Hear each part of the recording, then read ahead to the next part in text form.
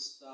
Alanka, UNAIDS Country Director, Honorable Councillors here, Bokosi here, I think it's afternoon, this afternoon, eh? Right. When I left Gaborone yesterday, let me put it this way. When I left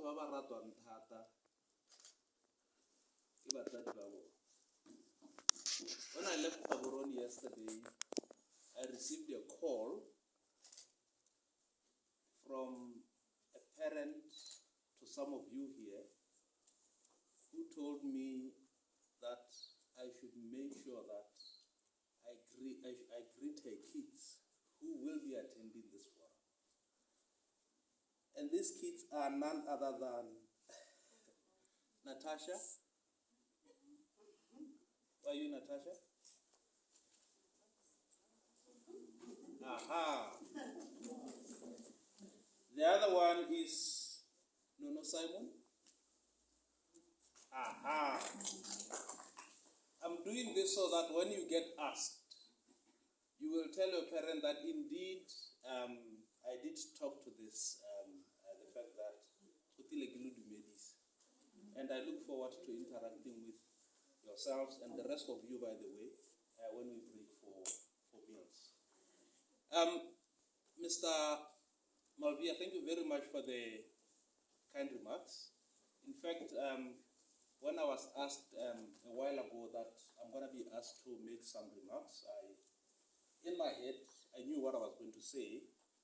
And then you have said it's about 90% of what I thought I would say.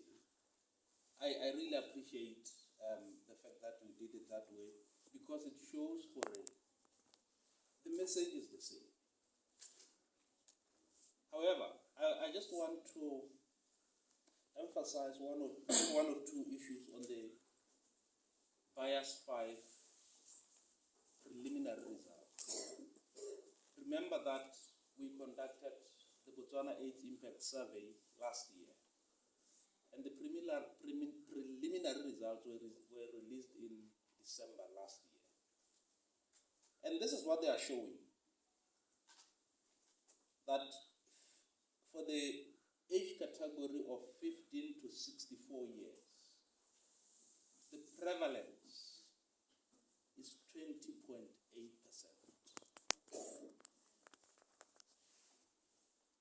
Now, what is interesting is the fact that in this 20.8%, men account for 15.2%, whereas women account for 26.2%. The question could be why. I want to link this with the discussion from the panel, particularly the third speaker, who talked about leaving the boy child behind. When we talk about issues tse di re amang, re lebella gore yo wa mosimane yo ke mtlhogwang kope, and then we kind of maybe leave him behind. We don't teach them to have within themselves health-seeking behavior from a very tender age.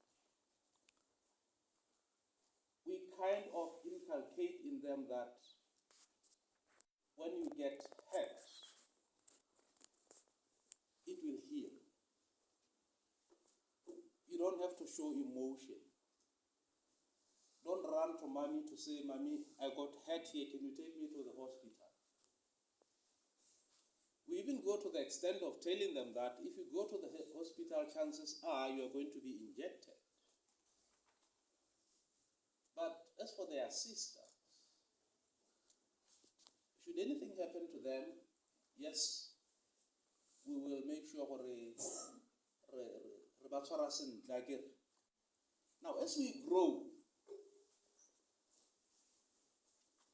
there is this belief that men don't interact as frequently as they should with the health facilities. That's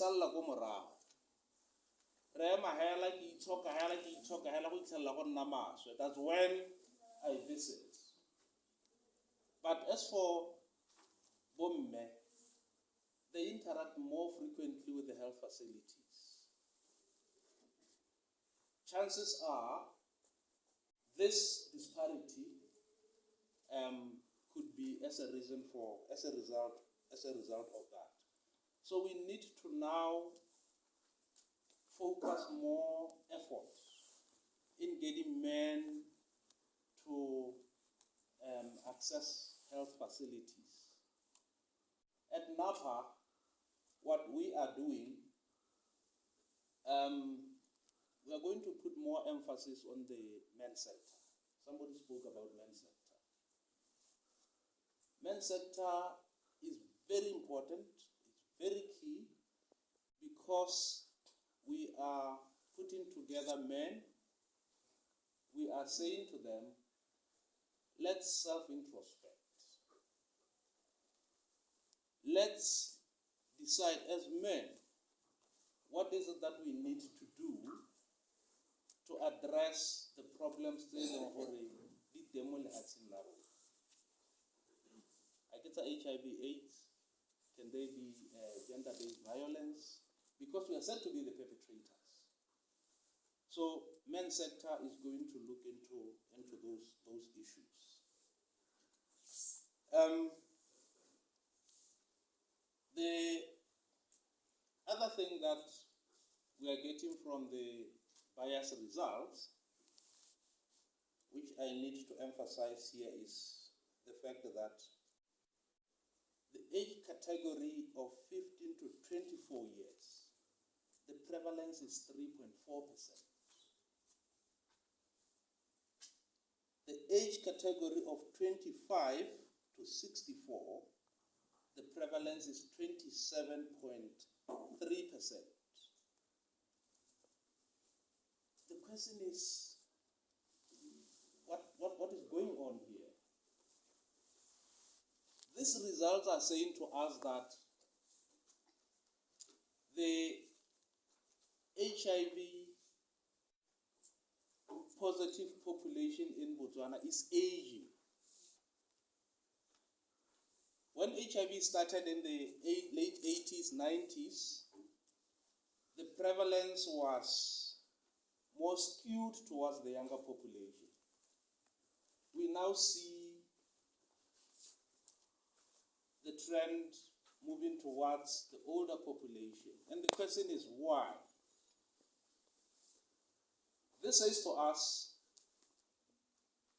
could it not be because of the treatment program?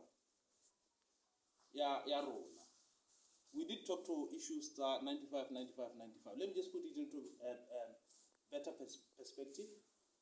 Because we are saying the first 95% is for those people who are HIV positive. 95% of people living with HIV positive should know their status.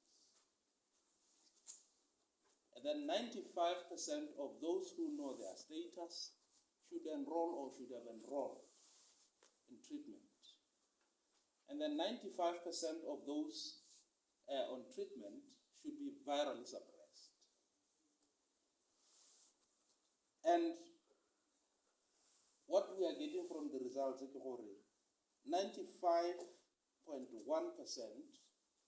of the HIV positive population is aware of their status. 98% of those are on treatment. And 97.9%, you can say 98%, are virally suppressed. Therefore, we are saying we we have to maintain this momentum. It's a good thing. But like the country director talked to, what's going on? What's the problem with the missing 5%, 2%, things like that? That's now where our focus has to be directed. Could it be because we have stigma and discrimination? Do we still discriminate against people who are HIV positive? Do we still discriminate people who are the key populations, for instance? He put it very well this morning when he said, you can go to church. Muruti would come having prepared their sermon for the day. When they look, they see, oh, that's one of the key population people in the congregation. They will just switch from what they had prepared, and their sermon will now be directed towards that person. If you do that, you are saying to this person that next Sunday don't come to church, because chances are someone is going to be directed towards you. Therefore, it is important to address issues of stigma and discrimination. The other key thing is that stigma and discrimination is not only from somebody else. It can be from within me. Because I am a female sex worker rather, people know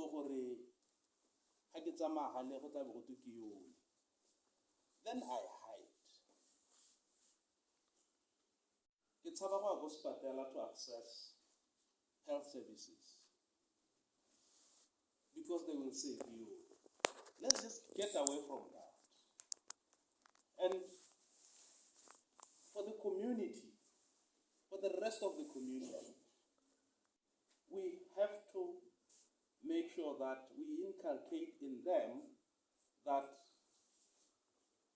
mongwe le mongwe ke motho hela jaaka any other person e le motho, and they need to be treated in the same way.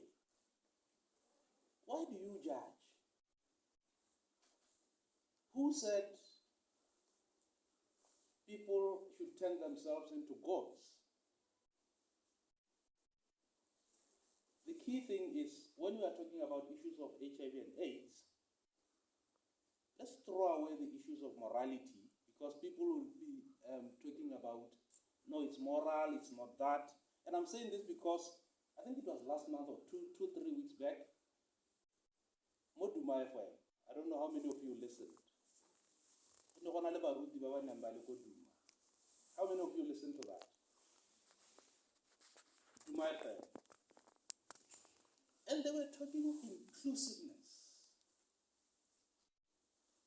For a female sex work is not out of Hormoturi lane. It's there, we have to embrace.